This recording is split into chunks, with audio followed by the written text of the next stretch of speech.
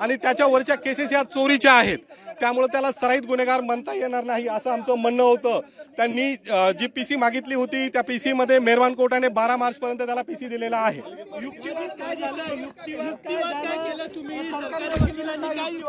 आम्ही युक्तिवाद असा केला की तो कुठल्याही प्रकारचा आरोपी नाहीये, त्याच्यावर जे काही प्रकरण दाखल आहे ते चोरीचे असून ते सिद्ध झालेले नाहीत। याशिवाय जी वेळ होती घटनेची ती 5:45 म्हणजे दिवसाचीच होती।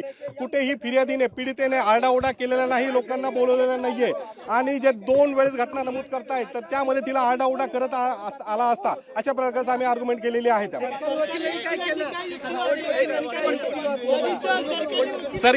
सरकारी वकिलांचं तेच म्हणणं होतं की प्रकरण गंभीर स्वरूपाचं आहे, आम्हाला मोबाईल पाहिजे, घटनेच्या वेळेचे कपडे पाहिजे, अशा प्रकारे सरकारी वकिलांचं म्हणणं होतं त्यामध्ये।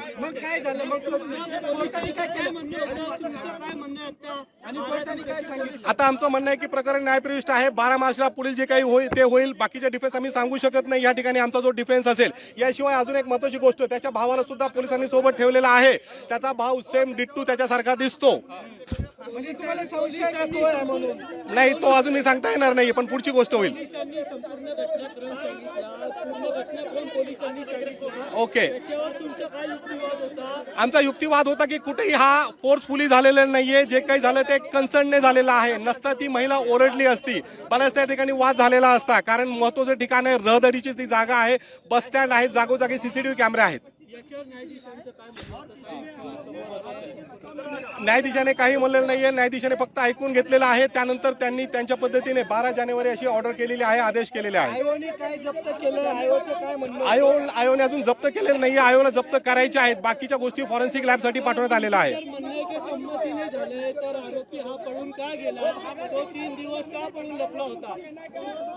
प्रकरण हे एवढं गंभीर स्वरूपाचं आहे की त्याने जे काय केलं स्वतःचा जीव वाचवण्यासाठी केलेली गोष्ट आहे।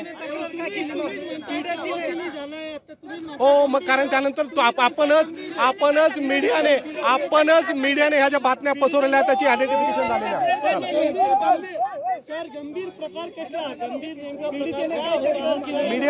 मीडियाने त्याला गंभीर केलंय।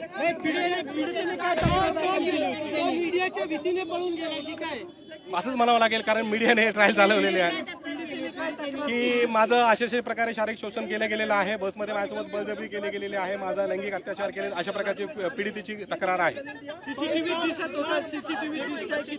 सीसीटीव्ही किती क्लिअर आहेत किती नाहीयेत, 16(5)B म्हणजे जे काही तांत्रिक पुरावे असतात त्याच्यावर किती विश्वास ठेवायचा नाही ठेवायचा हे साक्ष पुरावा अधिनियम जे नवीन कायदा आलेला आहे त्याच्यानुसार ते पुढे ठरेल। ही नक्कीच समोर येईल जेव्हा प्रकरण चालेल। आम्हाला न्यायाधीशावर पूर्ण विश्वास आहे, प्रकरण जेव्हा चालेल नक्कीच। त्याच्याशी बोलायचा माझा संबंध नसतो, अजून पीडितेशी बोलायला आरोपीच्या वकिलाचा काही संबंध। तुमच्या क्लायंटशी बोललात का? अजून आरोपीशी आमचं बोलणं झालेलं नाहीये, कारण आज त्याला उशिरापर्यंत आलेला। हो, त्याच्या आयडेंटिटीमुळे त्याच्या कुटुंबाला त्रास सहन करावा लागत आहे। मीडियाने त्याचे जे फोटो व्हायरल केलेले आहेत, त्याच्या कुटुंबाला आज उपासमारीची वेळ आलेली आहे आणि त्यांच्या बचावासाठी काहीतरी पोलिसांनी पण केलेलं पाहिजे, शासनाने त्यांना सुरक्षा द्यायला पाहिजे असं माझं म्हणणं आहे। त्याच्या जीविताला धोका वाटतो का तुम्हाला? 100% त्याच्या जीविताला धोका वाटतो। आज जे वातावरण आहे सगळ्या ठिकाणी पेटलेलं आहे तर नक्कीच त्याच्या जीविताला धोका आहे।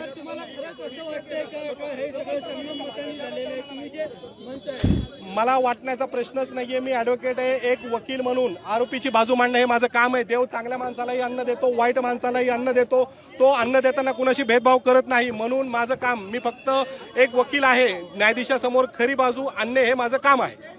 धन्यवाद।